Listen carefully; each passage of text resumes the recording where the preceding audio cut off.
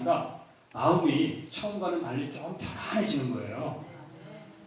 근데 여러분, 제가 신부님 안수 한번 받고 마음이 조금 편안해졌다고 해서 제가 그 정도로 넘어갈 것 같아요?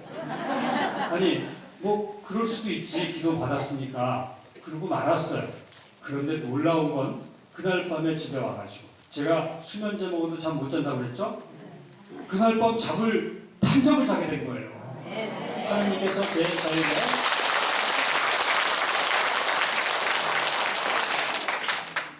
그렇게 저에게만 맞는 그런 신비한 체험을 주시면서 바로 그날 밤부터 저에게 불면증을 치유해 주시기 시작했습니다. 제가 그 다음날 정말로 날아갈 듯한 몸이 돼가지고 너무 기분이 좋은 거예요. 그러면서 놀랐습니다. 야, 이거 정말 하느님이 계신 모양이네. 그때까지만 해도 저는 그냥 뭐 하느님이 계시는지 안 계시는지 그냥 나중에 믿으면 나타나시겠지 뭐 이 정도였어요. 그냥 그러면서 발바닥으로 왔다 갔다만 했었는데 제가 처음으로 정말로 난생 처음으로 하느님이 정말로 계시는 것 같다. 이런 믿음의 싹이 튼 거예요. 그리고 이어서 제가 병원마다 고쳐달라고 여기저기 서울에 있는 큰 병원, 종합병원, 대학병원 다 찾아다녔거든요. 그런데도 하나도 받아주는 데도 없었고 못 고친다고 그랬습니다. 그런 상태였는데 제가 그렇게 단잠을 자고 나니까 그리고 하느님이 계시는 것 같다는 생각이 드니까 바로 이어서 이런 마음이 드는 거예요. 야, 하느님이 정말로 이렇게 살아계시다면 어떤 방법인지 모르겠지만 못 고친다는 내 병에 대해서도 뭔가 이분은 대책을 갖고 계시겠구나. 하느님께 희망을 걸기 시작했습니다. 그 마음이 들고 나서 그때부터 제가 그 당시 제일 미워했던 그 아주머니 말을 이제 잘 듣게 된 거예요. 알고 봤더니 이 아주머니가 성령기도회 봉사자인 거예요. 그래서 그 다음 주부터 본당 기도회를 이제 억지로라도 빠지지 않고 나오게 된 거죠. 성령기도회 이제 나오면서 차츰 나오면서 안 빠졌어요. 저 한 주도 안 빠졌습니다. 여러분 이 기도에 안 빠지고 계신가요? 네. 지금 오늘 저 처음 보시는 분은 예전에 이제 보신 분들은 적어도 예전부터 나오셨다는 증거고 처음 보시는 분은 제가 지난번에 왔을 때 안 오셨던 분들이에요. 자, 제가 다음에 올 때 한번 보겠습니다. 그때까지 잘 나오시는지. 자, 어쨌든 제가 한 주도 안 빠지고 꾸준히 나왔더니 그 말씀으로 깨우쳐 주시고 성가로 감동을 주시고 안수로 치유해 주시고 좋은 약 소개해 주시고 어쨌든 그런 모든 방법들을 총동원해 주셔서 제 몸 안에 그렇게 많았던 합병증들을 차례차례 고쳐주시기 시작했습니다. 근데 사실은 그건 나중 일이고 맨 처음에 저는 무슨 생각을 했냐면 이 기도회를 끌려왔던 게 좋은 약이 있는 줄 알고 따라왔다고 그랬잖아요. 근데 나중에는 제가 그 세미나 받고 그 체험하기 전에는 바로 제가 속았다는 느낌을 받은 거예요. 약이 있기는커녕 미친놈들만 있었다. 뭐 그런 생각이 들었거든요. 그런데 나중에 이제 알고 보니까 기가 막힌 지상 최고의 약이 있다는 것을 알았습니다. 세상에 없는 약이라는 거예요. 여러분들 다 알고 계시죠? 네. 무슨 약인가요? 그렇습니다. 구약과 신약 한 첩씩만 복용하시면. 자, 그런데 그때 구약 신약은 먹는 약이 아니죠? 그때 약은 약속이라고 하는 뜻이고 계약이라고 하는 뜻입니다. 성경은 계약의 책, 약속의 책이라고 불러요. 왜냐하면 여기는 하느님의 약속이 들어있고 그리고 이 많은 성경 속에는 하느님의 약속을 받아 누린 사람들의 이야기로 넘쳐납니다. 그런데 하느님께서 우리 인간들을 사랑하셔서 약속하시고 그 약속을 성취하셨어요. 그런데 맨 처음에 선택하신 방법이 민족을 하나 선택했어요. 이스라엘이라고 하는 통로를 하나 잡으려고. 그래서 하느님 사랑을 보여주시고 살아계신 모습을 보여주시고 약속을 해주신 거예요. 그런데 이 이스라엘 백성들이 우리들처럼 제대로 못 알아듣는 거예요. 그래서 나중에 하느님이 방법을 바꾸십니다. 당신과 본질이 똑같으신 당신의 아들을 직접 보내셔서 새로운 약속을 해주십니다. 이스라엘을 통한 첫 번째 약속을 옛날 약속 구약이라고 하고 당신의 아들을 통한 새로운 약속 신약이라고 부르는 거예요. 그래서 히브리 사람들이 이스라엘 사람들이 하느님을 어떻게 인식했느냐면 여러 가지 방식으로 인식했지만 약속의 하느님이라고 인식을 했어요. 그래서 하느님을 부를 때 약속의 하느님이라고 부르고 싶었어요. 근데 적절한 용어가 없었습니다. 그래서 선택한 하느님에 대한 호칭이 한 가지 있어요. 약속의 하느님이라고 하는 뜻을 담고 있는 이스라엘 사람들이 하느님을 불렀던 호칭이 있습니다. 그게 뭐냐면 아브라함의 하느님, 이삭의 하느님, 야곱의 하느님 어쩌고 저쩌고 하죠. 자, 이게 바로 약속의 하느님이라고 하는 뜻이에요. 왜냐하면 우리의 맨 윗대 조상 할아버지인 아브라함에게 하느님께서는 너무나도 자비롭고 놀라운 약속을 하시고 그 약속을 1년 뒤에 바로 이루시고 이삭에게 이루시고 야곱에게 이루시고 또 누구에게 이루시고 계속 대대로 우리 이스라엘 자손들에게 이렇게 약속을 이어서 성취시켜 주시는 자비로운 분이시다. 이렇게 기다란 말을 그걸 다 말할 수가 없으니까 줄이되 제일 유명한 윗대 조상 할아버지 아브라함, 이삭, 야곱의 이름만 들먹이면서 하느님을 불렀던 겁니다. 이 호칭의 뜻이 약속의 하느님이라는 뜻이에요. 물론 예수님께서 오셔서 살아있는 자의 하느님이라고 하는 뜻이다. 이것까지 덧붙여 주셨어요. 자, 그래서 하느님께서는 약속을 해주시는 분이십니다. 그렇다면 이스라엘 백성들에게 하느님께서 약속을 하시고 또 그리스도를 통해서 약속을 하셨다면 지금 철야 기도를 찾아와 앉아있는 나에게는 하느님이 특히 올해 무슨 약속을 하고 계십니까? 하느님께서 나에게 하신 약속이 무엇이고 그 약속을 내가 어떻게 받아 누릴 수 있을까? 이게 이제 우리에게 남아있는 문제. 그래야지만 그 약속을 충분히 누려야지만 우리가 행복할 수 있거든요. 그래서 오늘 하느님의 약속이라고 하는 주제로 여러분과 묵상하겠습니다. 하느님이 도대체 무슨 약속을 나에게 개인적으로 하고 계시는가? 그 약속 4가지를 지금부터 생각하겠습니다. 하느님께서 아브라함을 부르십니다. 그리고 아브라함에게 이런 약속을 하시는 거예요. 저 하늘의 별처럼 바닷가의 모래알처럼 내가 너에게 후손을 주겠다. 그런 약속을 합니다. 후손 약속을 하는 게 첫 번째 약속입니다. 근데 그때 아브라함의 상태가 어땠다고요? 100세가 다 된 날에 자식이 없었습니다. 자식 하나도 없는 상태에서 하느님이 그런 약속을 하신 거예요. 사실 여러분 차동엽 신부님 아마 강론 들으셨을 텐데 아브라함이 속으로 그랬대잖아요. 지금 자식 하나도 없는 상태인데 하느님이 그런 약속을 하시니까 아이고 하느님 그렇게 뻥치지 마시고 그거는 다 내버려 두시고요. 그냥 저 종 밑에 난 하갈 밑에서 난 이스마엘이나 그냥 잘 크게 축복해 주세요. 그런 마음이었답니다.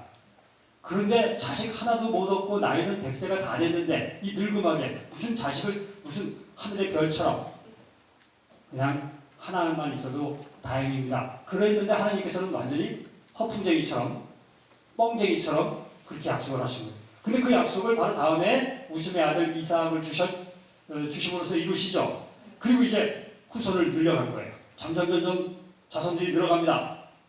하느님의 약속이 성취되는 것 같았어요. 그런데 어느 날 뒤돌아보니까 이 이스라엘 백성들이 많은 후손들을 거느리고 큰 민족이 된 줄 알았는데 어쩌다가 보니까 이집트에서 무려 430년을 노예 생활을 하게 된 거예요. 노예 생활을 한다는 이야기는 그 민족의 정체성, 그 민족 이름조차 사라지는 그런 상황입니다. 하느님께서 약속하신 선택한 백성이 이렇게 종으로서 이 지구상에서 이제 이름조차 사라질 위기에 처한 거예요. 이게 하느님의 약속입니까? 하느님의 약속이 이렇게 좀 몇백 년 지났다고 해서 이렇게 흐지부지 돼야 되는 거예요? 하느님께서는 당신의 약속을 기억하십니다. 그리고 이스라엘 백성들의 울부짖는 신음소리를 듣습니다. 고생하는 모습을 눈으로 보신 그분께서 이제 그들을 거기서 해방시키시죠. 그리고 시나이 산에서 정식으로 이 약속을 성취시키십니다. 자, 여러분 그렇다면 하느님께서 아브라함에게 하신 후손 약속은 나에게는 무슨 약속인가? 이게 중요한 겁니다. 여러분, 후손이 끊겼다는 것은 이제 생명이 이어지지 못한다는 뜻이에요. 생명이 이어지지 못한다는 것은 죽음의 상태를 의미합니다. 그래서 후손을 이어주게 하겠다. 이 이야기는 생명이 이어지게 하겠다. 죽음의 상태에서 구해주겠다라는 뜻이에요. 그리고 죽음으로 이끌어가는 죄와 악의 상태에서 내가 구하겠다. 이런 의미입니다. 그렇기 때문에 노예는 상속권이 없습니다. 그죠? 그런데 하늘에 상속권을 받을 수 있는 영적 아브라함의 후손으로 만들어주겠다는 뜻입니다. 이게 아브라함에게 하신 후손 약속을 나에게 하시는 거예요. 무슨 소리냐? 죽음의 상태와 죽음으로 이끄는 상태에서 너희들을 구원하겠다. 구원 약속입니다. 여러분, 하나님께서 나에게 해주시는 첫 번째 가장 중요한 약속이 무슨 약속이라고요? 구원을 약속하셨습니다.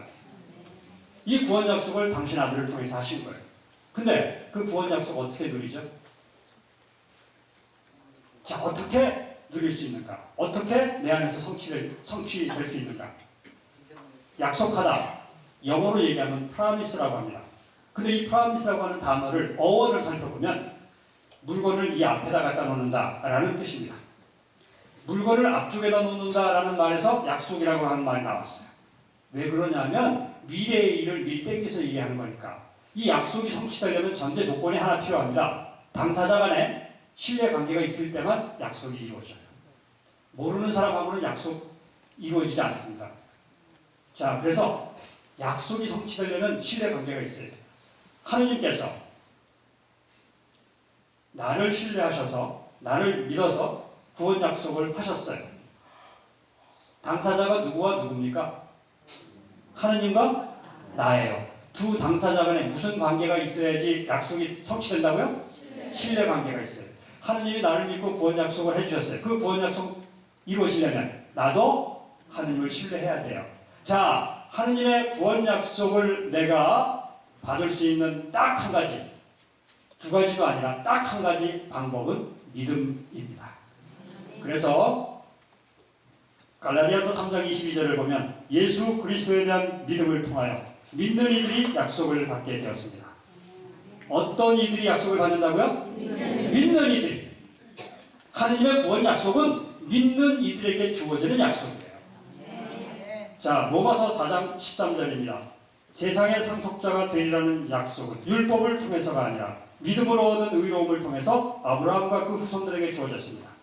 영적인 아브라함의 후손인 우리들에게 이 세상의 상속자가 되리라는 이 구원 약속이 무엇으로 이루어지느냐? 율법이 아니라 믿음으로 이루어진다. 그래서 하느님의 구원 약속은 오직 믿음으로만 받아들일 수가 있습니다.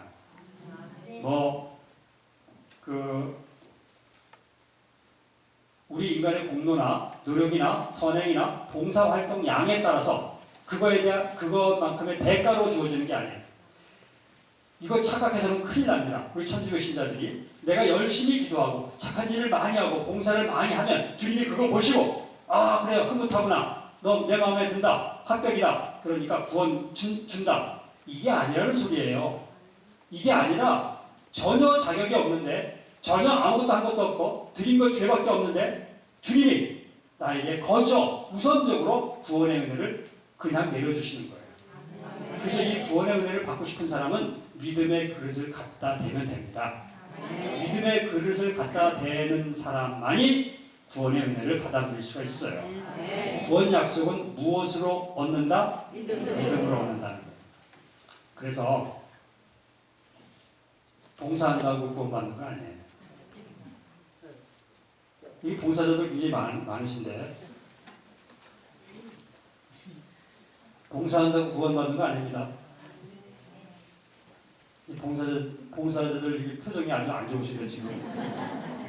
회장님 큰일 났습니다. 다음 주에 봉사자들 다 떨어져 나가게 생겼어요. 봉사해봤자 구원 못 받는데 여기까지 이제 진도가 나갈 수 있어요. 자, 봉사한다고 구원받는 게 아니라 구원받았기 때문에 봉사하는 거예요.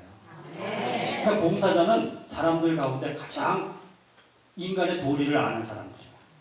왜냐하면 내가 주님께 드린 게 하나도 없고 자격도 없고 준비도 못했는데 하느님이 그냥 거저 구원의 은혜를 내려주시는 거예요. 그 은혜를 받고 느낀 사람들, 감격한 사람들, 감동한 사람들, 어쩌면 이런 은혜를 주실 수가 있어?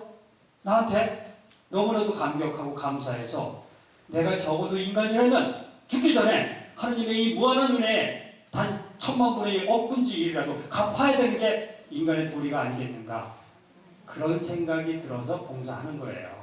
감사해서 구원받아서 봉사하는 거지 구원받기 위해서 봉사하는 게 아닙니다.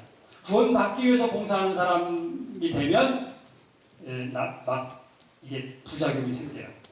투쟁하듯이 생존 경쟁하듯이 막 싸우고 지지고 볶고하게 됩니다. 그리고 저 여호와의 증인처럼 돼요. 144,000명 데리고 와야 돼요. 그 안에 들어가야 돼. 죽자 사자 하는 거예요. 그런 식으로 하는 게 아니에요. 봉사는 하느님의 구원 은혜에 감사한 사람들, 느낀 사람들이 보답하기 위해서 조금이라도 보답하겠다고 이렇게 봉사하는 거거든요. 그래서 봉사는 구원받았기 때문에 하는 것이다. 우리가 열심히 기도 많이 한다고 해서 그것 때문에 구원 주시는 거 아니에요.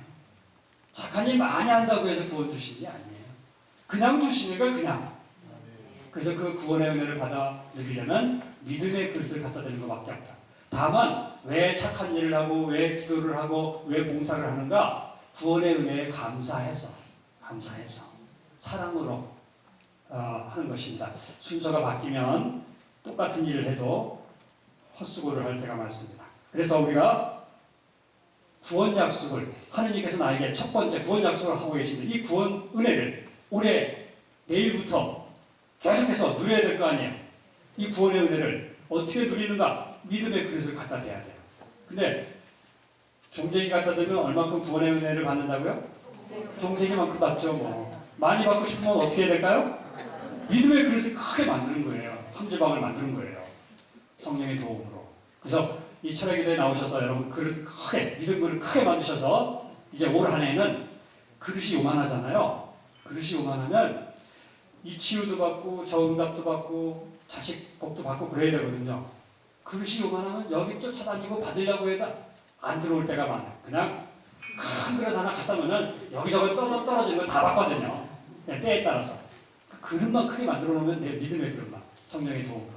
그래서 여러분들 올 한 해 큰 믿음의 그릇 만드시고 구원의 은혜 충만히 누리시길 바랍니다. 네. 김남수 수원 주교님께서 예전에 믿지 않는 사람은 똑똑한 사람입니다. 그렇게 말씀하셨어요. 그런데 믿는 사람은 행복한 사람입니다. 여러분 어떤 사람 되기를 원하십니까? 행복한 사람. 그렇죠. 똑똑해봤자 제 꾀에 제가 넘어가고 불행한 사람들이 한둘이 아니에요. 우리는 행복한 사람이 돼야 되는 거예요. 행복한 사람은 믿음을 가진 자예요. 좀 유능하지 못하고 똑똑하지 못하고 좀 어리석어도 우리가 믿음을 가졌다면 우리는 행복한 존재가 됩니다. 그러니까 여러분 너무 똑똑한 거 너무 잘나고 싶어가지고 너무 그렇게 노력하지 마세요. 근데 사실 우리 천주교 신자들은요 세상 사람들에 비해서 조금 덜 똑똑해요. 그러니까 하느님은 믿은 거예요. 근데 같은 천주교 신자들 가운데에서도 성령 기도에 나오는 봉사자들과 기도회원들은 조금 수준이 조금 떨어져. 조금 덜 똑똑한 바람에 우리가 여기까지 나온 거예요. 그러나 하느님께서는 가장 사랑해 주십니다. 하느님과 가장 가깝습니다. 그래서 우리가 믿음을 가졌기 때문에 행복한 존재라는 것을 알아야 돼요. 여러분 요한 바오로 2세 교황님 돌아가실 때 마지막 말씀 기억나십니까? 네. 뭐라고 그러셨죠? 나는 행복합니다. 그죠? 우리나라 가수 윤한기가 불렀던 노래 제목하고 똑같아요. 나는 행복합니다. 여러분도 행복하십시오. 자, 그런데 교황님이 돌아가시면서 이렇게 마지막 말씀을 하셨는데 그 양반 형편이 그 당시 형편이 그런 말씀 하실 상황이 아니었어요. 충탄 맞은 뒤부터 파킨슨 병에 걸리셔가지고 아주 오랫동안 고개도 못 걷고 말씀도 어눌하시고 거동도 불편하시고 굉장히 고생 많이 하셨어요. 돌아가실 때까지. 그렇게 말년을 아주 고생스럽게 보내셨고 마지막 돌아가시는 순간 이상하게 다른 말씀 하셔도 되거든요. 근데 그분 입에서 그렇게 고생을 한 끝에 돌아가시는 순간인데 마지막 말씀이 나는 행복하다고 고백하신 거예요. 이게 도대체 어떻게 가능한 일인가? 무슨 뜻인가? 여러분, 우리 요한 바오로 2세 교황님에 대해서는 잘 아시잖아요, 그죠? 그래서 워낙 유능한 분이고 비신자들 사이에서도 인기가 너무 높았기 때문에 존경받았기 때문에 가장 빠른 속도로 성인으로 추대가 된 거예요. 어쨌든 이 요한 바오로 2세 교황님, 폴란드 출신으로 체력과 건강이 뛰어나가지고 만능 스포츠맨이었습니다. 못하는 운동 없었어요. 가장 해외 순방을 역대 교황 중에서 많이 하신 분이에요. 이제 그 뒤를 이어서 프란치스코 교황님이 정말로 우리 사랑하고 존경하는 교황님이시죠. 요한 바오로 2세 교황님이 그렇게 활동적으로 굉장히 뛰어나신 분입니다. 그런데 이분이 이제 말년에 그렇게 고생을 하셨어요. 그리고 마지막에 우리 가톨릭 교회 내 진보 신학자들로부터 아주 그 비난을 받습니다. 뭐라고 그러냐면, 교황님 저렇게 늙고 병들어가지고 어떻게 우리 가톨릭 교회가 구석구석에 복음을 효과적으로 전할 수 있겠느냐. 이거 교황제 바꾸자. 종신제로 하지 말고, 죽을 때까지 하는 거 하지 말고 늙고 병든 교황은 좀 갈아치우자. 청년제로 바꾸자. 이렇게 막 우리 신학자들이 주장을 했었어요. 그 비난을 교황님 고스란히 다 들으십니다. 마음 아프셨죠. 능력 다 잃고 이제는 명예까지 다 잃는 거예요. 같은 신자들에게서 그렇게 많은 비난을 받은 거예요. 자, 퇴임 압력까지 받은 거죠. 그렇게 비참한 상태였는데 그분 마지막에 행복하다고 고백하셨어요. 이게 무슨 뜻인가? 바로 이런 뜻입니다. 나는 지금까지 가졌던 건강과 체력을 다 잃었습니다. 능력도 잃었습니다. 그리고 이제 명예도 잃었습니다. 마지막 남은 목숨까지 잃는 순간 모든 것을 내가 잃지만 나는 그리스도를 믿었고 믿음으로 구원 약속을 받았고 그래서 나는 하느님을 얻었습니다. 내가 모든 것을 지금 잃지만 하느님을 얻었기 때문에 나는 행복합니다. 아멘. 그러니 여러분들도 마찬가지입니다. 여러분들 지금 건강을 잃었습니까? 재산을 잃었습니까? 자식을 잃었습니까? 여러분이 만약에 모든 것을 잃었다 할지라도 여러분이 믿음을 가졌다면 하느님을 얻은 것이고 하느님을 얻었기 때문에 여러분도 나처럼 행복하십시오. 아멘. 이렇게 말씀하신 거예요. 우리가 얼마나 행복한 존재인지를 다시 한번 깨우쳐 주시면서 마지막으로 세상을 떠나신 겁니다. 자, 그래서 우리 성령 기도회는 성령의 생명력을 받아서 성령의 생기를 받아서 내가 얼마나 행복한 존재인지를 매번 깨우쳐서 기쁨과 평화가 넘쳐서 웃음으로 가득 차서 돌아가는 게 성령 기도회입니다. 그래서 사순절에도 파견할 때는 기쁜 성가를 불러야 되는 거예요. 성령 기도회 원래 그 목표 중에 하나가 그거거든요.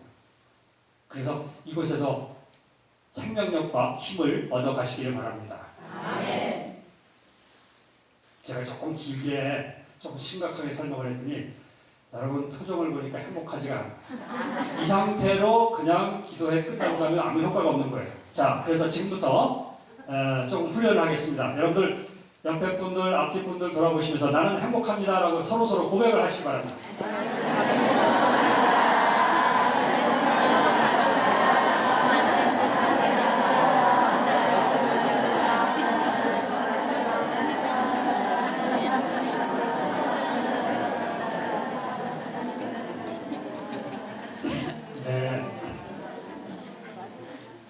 네, 근데 제가 지금 여러분에게 부탁한 게 행복합니다라고 고백하라고 그랬지 웃으라고 안 그랬거든요. 네, 여러분 행복합니다 고백하니까 저절로 웃음이 나오시죠? 네. 자, 정지하면 지금 내가 행복합니다라고 말하면서 웃었던 그 모습으로 올 한 해 사시기를 바랍니다. 네. 우리 그리스도인은 구원 약속을 받은 사람은 구원 약속을 보장받아서 하느님을 얻은 사람은 이렇게 늘 행복함을 고백하는 삶을 살아야 돼요. 그게 조금 이상하긴 이상했어요. 아니 1분 전에는 행복하지 않다가 뭐가 좋다고 갑자기 행복하다고 그러신 거예요? 그냥 강사가 시켜서 할 수 없이 하신 겁니까? 고통 없어지셔서 행복하다고 그러셨어요? 여기서 4시에 기도회 끝나고 집에 5시에 들어가면 그 왼수가 아직도 집에서 기다리고 있어요. 고통 아직 안 치워졌습니다. 그런데도 내가 왜 행복하다고 고백할 수 있는가? 고통이 치워져서 행복하다고 고백하는 것이 아니라 행복하다고 고백하면 고통을 치워주십니다. 이게 우리의 특권입니다.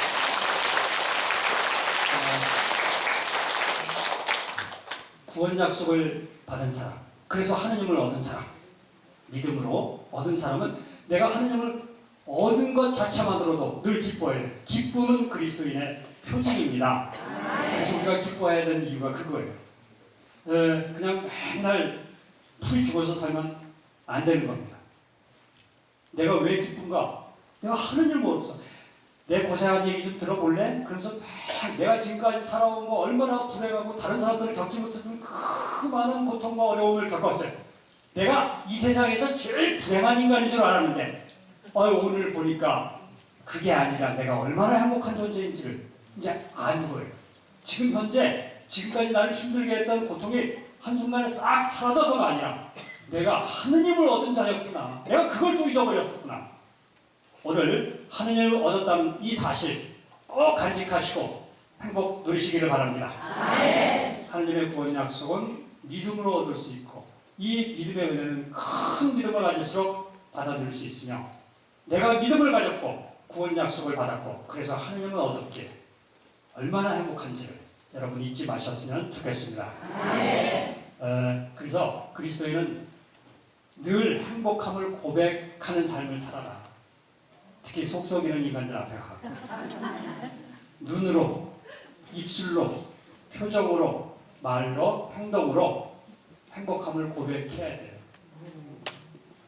오늘 집에 가셔서 고백하시길 바랍니다. 그러면 내 주변에 비신자들도 나를 보고 사실 속으로 감동해요. 저 인간은 소문 들어보니까 집안 우환도 있고 자식도 속썩이고 고통이 심하다는데 어떻게 지나다니는 모습을 보면 허파가 빠진 사람처럼 맨날 싱글벙글 행복한 사람처럼 돌아다니나? 그러면서 속으로 놀래요. 우리 잘 모르는 비신자들이. 그러면 궁금증이 생겨요. 저 인간이 도대체 어떻게 저렇게 고통 중에서도 저렇게 지내나? 그러면 우리 자매님들 궁금증 생기면 가만히 못 있습니다. 조사하면 다 나오거든요. 조사를 해봤더니 이 인간이 성당 다닌디야. 그걸 아는 거예요. 속으로 감동하죠. 또 조금 더 조사를 많이 한 사람은 성당 중에서도 뭐 기도회인지 철야인지 뭐 거기 쫓아다니는 인간이래. 그런 거예요. 그 사람들이 그것을 기억하고 나중에 고통이 찾아와서 하느님을 믿어야 할 결정적인 때가 오면 내 모습을 떠올리고 저 멀리 있지만 성당을 찾아보게 되어 있습니다. 나도 모르게 행복함을 고백하면 나도 모르게 선교를 하는 거예요. 그러면 주님께서 하늘에 그 상이 마련되어 있다. 나도 모르기 때문에 안다면 그거 너희 받을 상 다 받았다. 내가 모르는 거잖아요. 그러면 하나님이 상을 다 준비해 놓으십니다. 여러분 행복함을 고백하시기 바랍니다. 하나님의 첫 번째 약속은 구원 약속이었습니다. 두 번째 약속입니다. 아브라함을 높은 데로 데려 올라가신 뒤에 뭐 하늘 가리키면서 바다 가리키면서 후손 약속하셨잖아요. 두 번째 약속 둘러보라고 그래요. 그러니까 시키는 대로 아브라함이 쭉 둘러봅니다. 주변을. 그랬더니 하나님의 두 번째 약속 내 눈에 띄는 저 땅을 너에게 주겠다. 두 번째 약속은 땅 약속입니다. 그 땅 약속을 우리에게도 하고 계셔요. 어느 기도회 가갖고 하나님이 우리한테 땅 약속했다고 그러니까 막 좋아하시는 분이 계시더라고요. 이유를 물어봤더니 그러자도 내가 집 한 채가 없었는데 올해 뭐 24평 아파트라도 주실 모양이라고. 자, 하나님께서 나에게 땅 약속하십니다. 어떤 땅 약속인가? 여러분, 이집트를 탈출했던 이스라엘 백성들의 목적지가 광야였습니까? 아니죠. 그 먹을 것도 마실 것도 없고 그저 쉴 것도 없는 메마른 땅, 그 죽음의 땅, 뭐가 좋다고 찾아갔겠어요? 그들의 목적지는 광야가 결코 아니었습니다. 어디였습니까? 그렇습니다. 광야를 지나서 하나님의 약속하신 땅은 가나안 땅이었습니다. 문학적으로 표현해서 젖과 꿀이 흐르는 땅, 기름진 땅이었습니다. 그것이 목적지였지 광야가 목적지가 절대 아니었어요. 그런데 여러분 가만히 보면 우리들의 인생살이는 광야하고 너무나도 똑같아요. 살아오면서 지금까지 참 늘 부족합니다. 만족함이 없어요. 그리고 모래바람이 불어오듯이 늘 상처투성이에요. 아픔투성이에요. 고통이 끊이지 않습니다.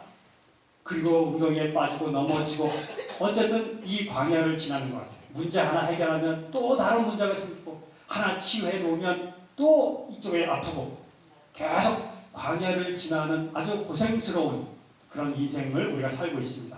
여러분, 우리의 목적지가 이 광야와 같은 지상의 삶입니까? 아니죠. 우리 그 정도 어리석지 않아요. 하느님께서 이 지상의 삶, 광야가 아니라 이 지상의 삶을 넘어서서 우리에게 약속하신 땅이 따로 있습니다. 그 땅은 어떤 땅인가? 하느님께서는 이 지상에는 너희가 들어갈 수 있는 안식처가 없다 그러셨어요. 어디냐 하면 부활해서 들어가게 될 생명의 땅입니다. 바로 이 생명의 땅을 약속하셨어요. 우리에게. 이 생명의 땅 약속. 다른 말로 표현해서 하느님 나라. 그것도 그냥 생명의 땅이 아니라 영원한 생명의 땅. 그것을 약속하시는 겁니다. 두 번째 약속이 무슨 약속이라고요? 영원한 생명을 약속하시죠. 하느님께서 이집트의 노예 생활에서 이스라엘을 구출하신 것처럼 우리를 죄와 죽음의 상태에서 구출해내셨고, 여기서 그냥 머물라고 그런 것이 아니라 우리의 목표지를 알려주셨어요. 목적지를 알려주셨어. 너희는 장차 여기에서 머물러 살 것이 아니라 저기 가서 살아야 된다. 바로 우리의 영원한 생명을 우리의 목적지로 알려주셨어요. 그러니까 우리의 인생은 거기를 향한 삶이 되어야 됩니다. 자, 두 번째 약속인 영원한 생명의 약속. 이거 어떻게 누릴 수 있을까요? 구원 약속은 무엇으로 누린다고 그랬어요? 믿음으로. 자, 그런데 영원한 생명의 약속, 이 생명의 땅 약속은 어떻게 누릴까? 옛날에 아주 자비로운 부자가 하나 살았습니다. 근데 그 당시에는 끼니를 제대로 못 먹는 거지들이 굉장히 많았어요. 그래서 이 부자가 자기만 그렇게 풍족하게 살 수가 없어서 마음씨가 좋으니까 거지들한테도 좀 나눠주고 싶었어요. 그런데 옛날 인심이 뭐냐면 우리나라 그 잔치를 벌이잖아요. 그럼 동네 사람들 그날 와서 풍족하게 먹습니다. 그리고 거지들도 그날을 거절 안 해요. 모독에 맞지 않고 거지들도 아주 마음 놓고 먹게. 그 당시 인심이 그랬더니 좋았죠. 그 부자가 그 방법을 쓴 거예요. 매달 정기적으로 일을 만들어서라도 잔치를 계속 벌인 거예요. 나눠주고 싶어서. 어느 날 이 부자는 또 잔치를 벌이고 있었습니다. 소문을 듣고 많은 거지들이 찾아왔습니다.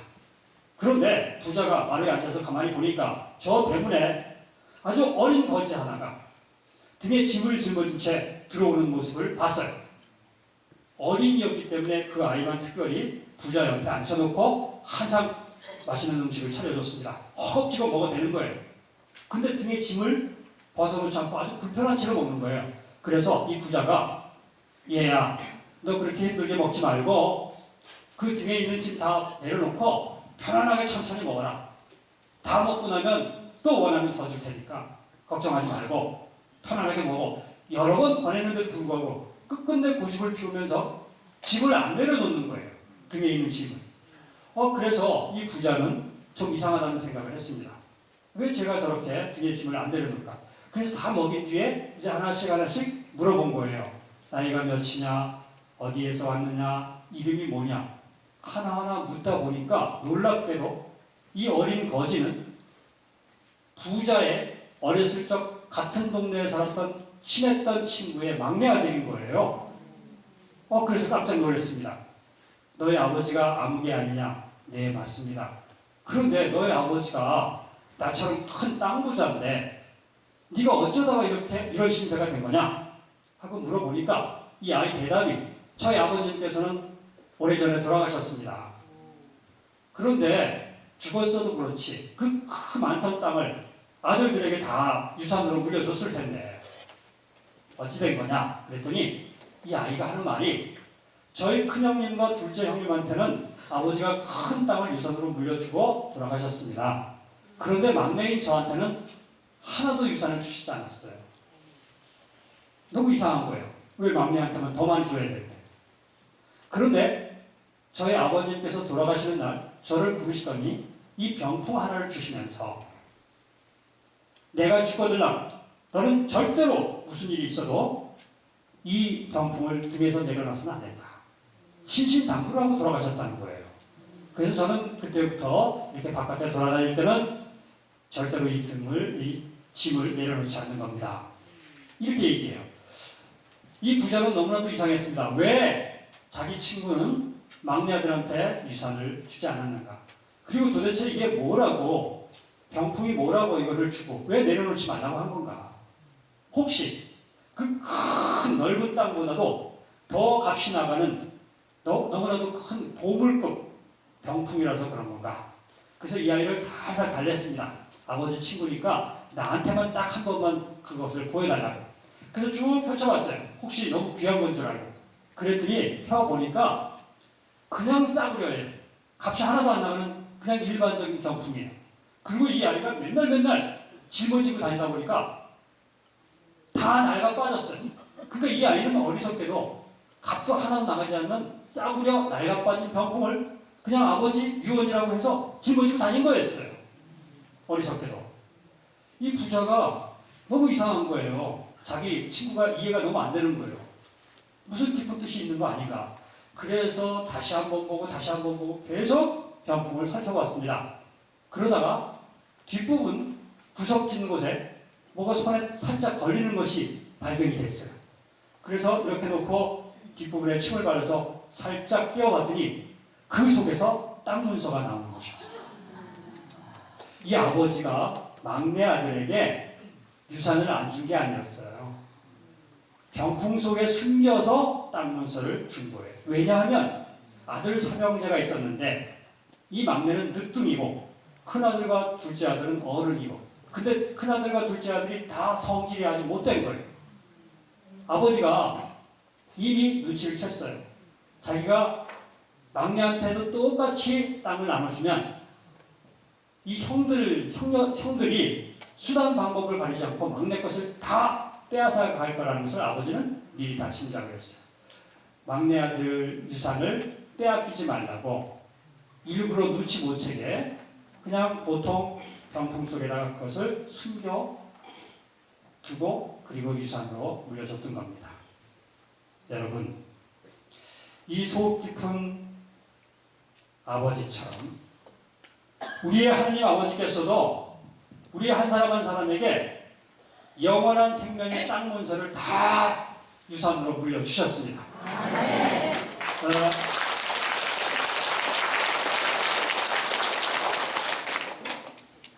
근데 사실 우리는 그거 바란 게 아니거든요.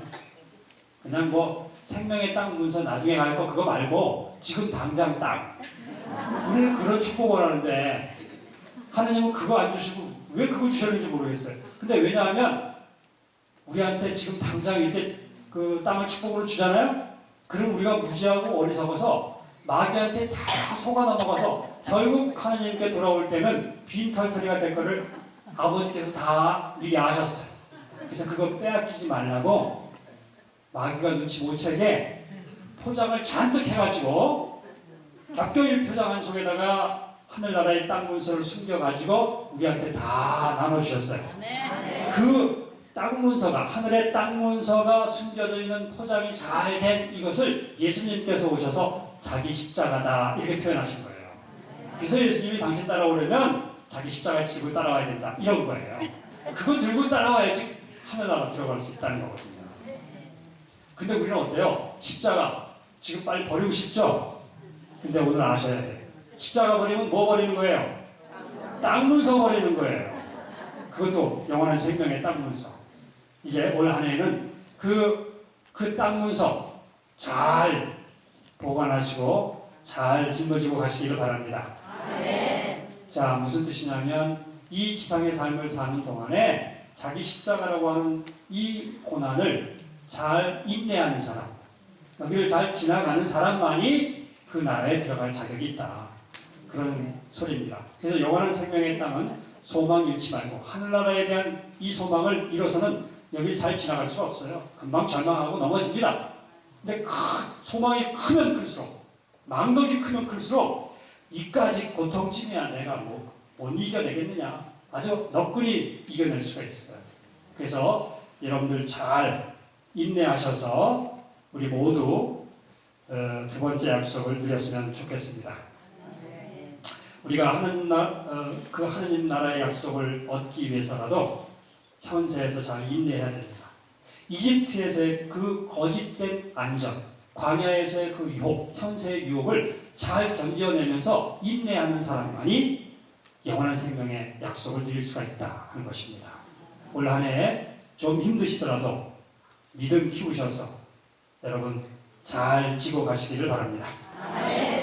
자, 세 번째 약속입니다. 이스라엘이 광야를 지나는 동안 큰 장애물을 한 번 만났죠. 갈대바다, 홍해를